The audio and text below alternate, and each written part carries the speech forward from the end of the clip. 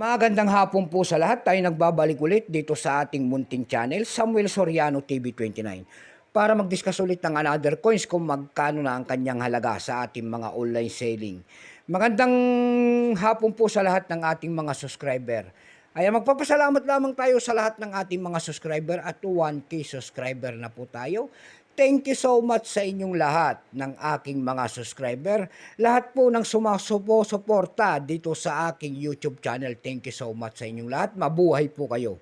Maraming salamat din po sa lahat ng nanonood po doon sa ating FB page. Sa ating FB page naman po, Samuel Soriano. Lahat po na nakapalo doon sa aking FB page, ay thank you so much sa inyo lahat. Mabuhay po kayo and God bless. Lalong-lalo na po yung mga nagsisend ng star sa atin dyan. Thank you so much sa inyo lahat. Mabuhay po kayo. Ayan, babatiin ko lang ng special shoutout yung mga ating mga namatay na pinsan dyan. Ayan, sa Daragin po, si condolence po sa lahat ng Soriano family dyan. Ayan po. Antirosa po, ayan, namatay kasi ang kanilang anak. Ayan, condolence po sa inyong lahat. At magandang hapon po. Yun naman po hindi pa po nakapag-subscribe dito sa aking YouTube channel. Anyayahan ko lang sana kayo. At malaking tulong na po ubagay ang inyong magagawa tulad ng pagpindot ng ating subscribe button, like and share para ma-update ko kayo sa mga latest ko pang gagawin mga video po. Mayroon na naman tayong pag-uusapang barya guys. At ito po ay mga sinaunang barya. 2 pesos po ng small type year 1992. Ayan.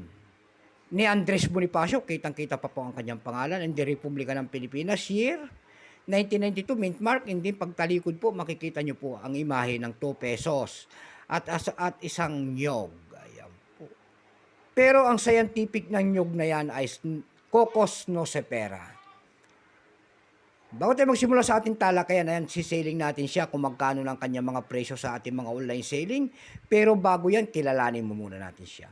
Issue po nito ay Philippines po. Period Republic, 1946 up to date po. Type nito Standard Circulation Coins years, 1991 hanggang 1994. 4 na taon lamang. Value nito 2 pesos po, small type. Ayan, may malaki kasi niyan. Currency piso 1967 up to date po. Composition niya ay stainless steel na mamagnet po.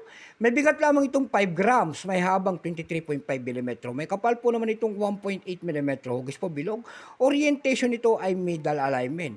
Itinigil naman ang paggamit sa barya na ito ng Pilipinas noong January 2, 1998. Number N-2459. Reference number KM-258. Ayan. Siya po si Andres Bonifacio. Ito pong year 1992, ito po ay 32%. Kung ilang piraso naman ang ginawa sa barya na ito, wala pa pong maipakita ang ating Bangko Sentral. Pero may price na po yan doon sa ating numista.com. Yung kanyang verified 56, almost a circulated 56. Ang circulated nito ay nagkakahalaga po ng 64 pesos. Tayo naman po ay dumako sa kanyang mga online selling price. Doon sa ating emi.com, mayroon tayong nakita nagbebenta doon ng $8 nito. Nasundan po yan ng $6. Mayroon ng pinakamalit doon na nagbebenta po nito ng $3.50. Tayo naman po ay dumako sa Carousel PH kung tawagin. Sa Carousel PH naman po, mayroon tayong nakita nagbebenta doon ng 100 pesos nito.